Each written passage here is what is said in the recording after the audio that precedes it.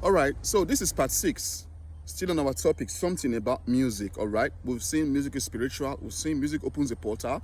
We've seen that God gives the gift of music, so much gives to people. All right, gifts of music is among the gift of music is among, so that they could glorify him as God. Remember, Jesus is Jehovah. Jesus Christ of the New Testament is Jehovah of the Old Testament. We dealt with that in our first topic, the name of God. Okay, so we saw how that certain people would rebel against God, in that this gift of music, this gift of musicianship, this gift of being a good instrumentalist, they will use to glorify God. Rather, they will use to glorify Lucifer, because Lucifer also wants to be worshipped. So we craft, teach them, bring out labels, tell them what to do. All right, so these are the issues at hand. And most of the time, these musicians, when they are used, their lyrics are used to corrupt the generation. Their lyrics are used to corrupt the children, their listeners. And when their ministry is over, Satan now makes them die miserably. They lose their soul. That's why they always rely on drugs to make them happy. They lose their happiness. That's why they always rely on alcohol to make them happy. The more Satan enters their soul to use their mouth to sing lyrics, the more they lose their natural affections. Remind you, we were created in the image after the likeness of God. So if Satan wants to use you, the image and likeness of God in you, Satan will begin to kill it little by little, as he's possessing you little by little. When he's not turning that order of creation in which we were created in Genesis 1:26 and 27, depression begins to set in, because his soul has been tampered with. So the person now begins to rely on drugs, or whatnots to keep his body alive, because the way he was created by the Creator is now being altered. All right, and we saw how that they die miserable deaths. And when their ministry begins to get over with, the way they will die, most of the time they predict it. I will take some examples. Remember Tupac Amaru Shakur? Everybody knows him. Almost everybody knows him. I can say that for the list. Very celebrated singer. He was a poet. He was very good with his pen. He sang heartfelt lyrics. He could connect with the injustice of people on the streets. He could connect with the average black person on the streets. But a lot of time, he predicted his death. He had songs like Bury Me a G, Staring at the World Through My Rear View, If I Die, Don't Cry for Me, How Long Would They Mourn Me, When I Die, Smoke My Body and Burn My Body and Smoke My Body in Ashes. He had things like that. So he predicted his own death. And Tupac, his name, that wasn't his birth name. He took that name because he was going to fight against neo-colonialism, because there was an original Tupac who was an Inca chief.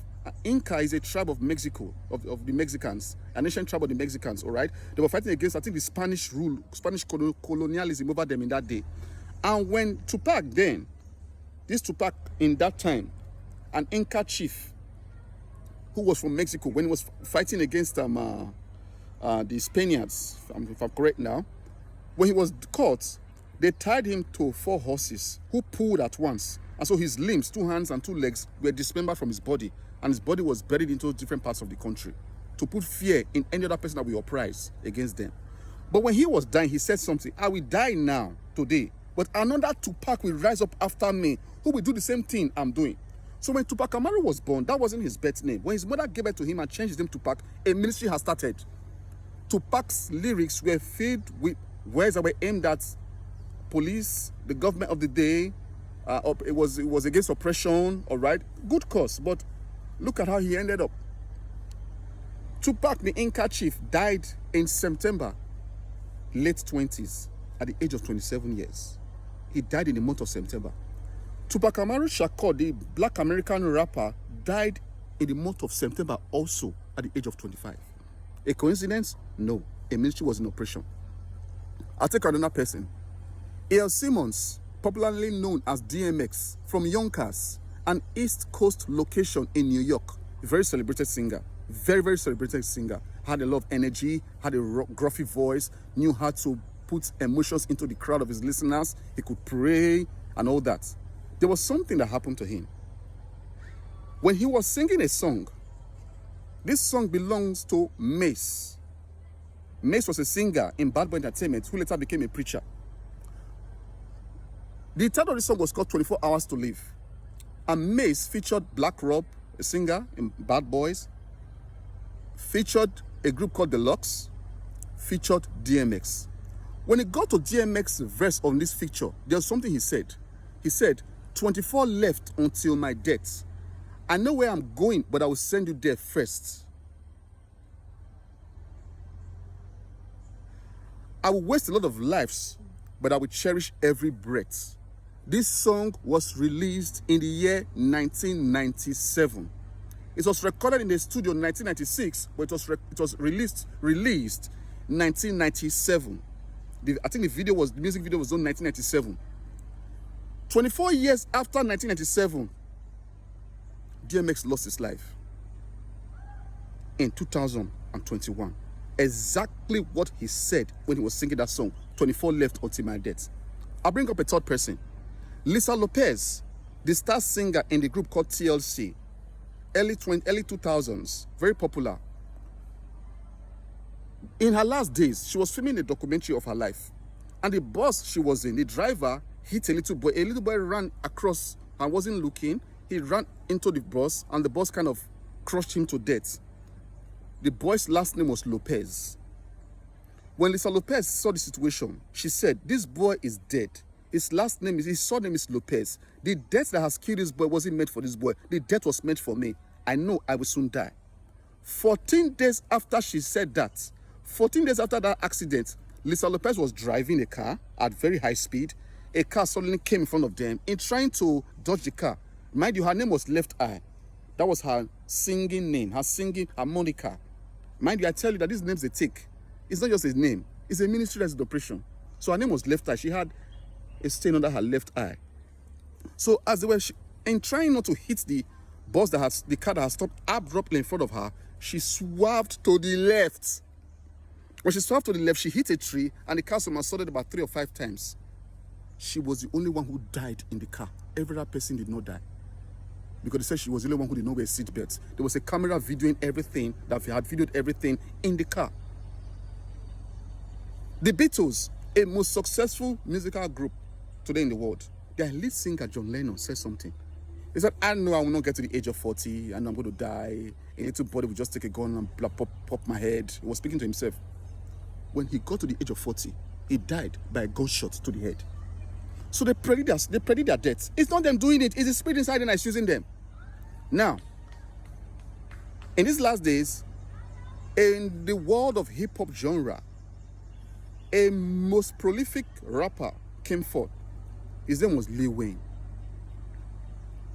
Every other rapper after him took after his name, his dressing, his style, his lyrics, his tattoos.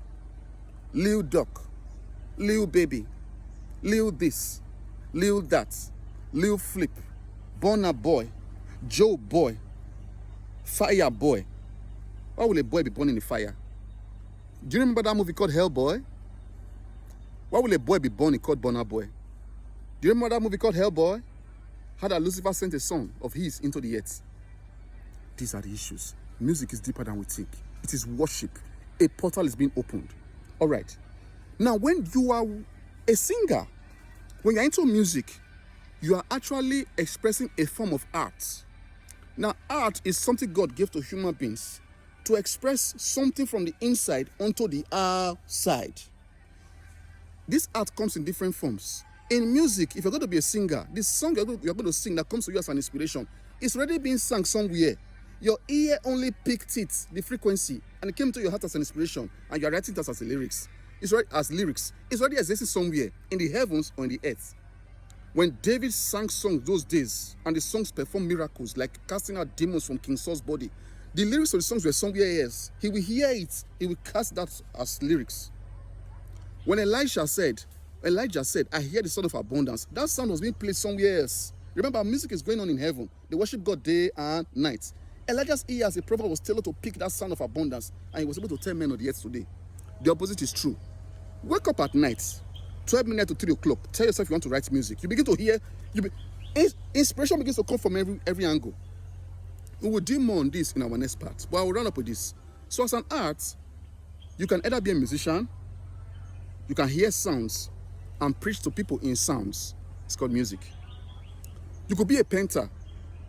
You can get inspirations of paintings and designs, logos from other realms. You paint it out. That thing, someone can look at it and say, praise God. Someone can look at it, and through that painting, a demon can possess the person. Yes. Yes. You can be an actor. You could act movies. The movies, when people watch it, it will either edify them or defile them. All arts, all forms of art, painting, singing, acting, whatever it is, they will either edify you, bring you to God, or defile you, bring you to Satan. Because these two spirits are looking for worship. We are in the middle. One is, Satan is down, God is up. So to God we lift up holy hands. To Satan we worship mundane things. So this is the issue. So where will your inspiration come from? Now, when you have inspiration to do music, and your ear is tailored to hear sound from another dimension, to preach to human beings, first of all, you're going to be a minister. Then you will also be anointed to do that thing, because a normal person can't do it. You'll be anointed to do that thing. Something's going to enter your lips. It's called the power of utterance. How come Michael Jackson is dead? Years ago. Today's music still makes meaning to us. Bob Marley died so many years ago. Today he plays music. Everybody's geared up and geared. They're jazzed up. Super Kamaru Shakur died many years ago. Plays music today. You see everywhere is bubbling. There is a power of utterance in those lyrics. It's not normal words. Have you noticed that when you want to teach children, it's somehow difficult. But when you introduce that subject or what you want to teach them, when you introduce it to them as a song, it sticks to their soul. A, B, C, D, E, F, G, H, I, J, K, L, M, N, O, P. It will stick to them when it comes as a song. Nile, Niger, Silicon, Congo, Orange, Limpopo, Zambezi, 7 rivers of Africa. It sticks more to you easily as a song than when it is read verbatim. You will forget it. All right? So this is how it is. Abia, Umuahia, Edo, Delta, Asaba. So this is what happens. So when it comes as a song, it will stick to the soul. This is because music is a transport. You can put it inside music, tell somebody. The person will not forget it. Reading your books could be boring, but listen to music, it won't be boring because the soul is involved. So the lyrics, we take the music as a transport, and the lyrics will be there. 20 years time when you're done, when you remember that song, you begin to dance as though you are remembering the memories. The very first day you heard it, that same atmosphere comes into you. May God help us as we go to the next part in Jesus Christ's name. God bless you for listening.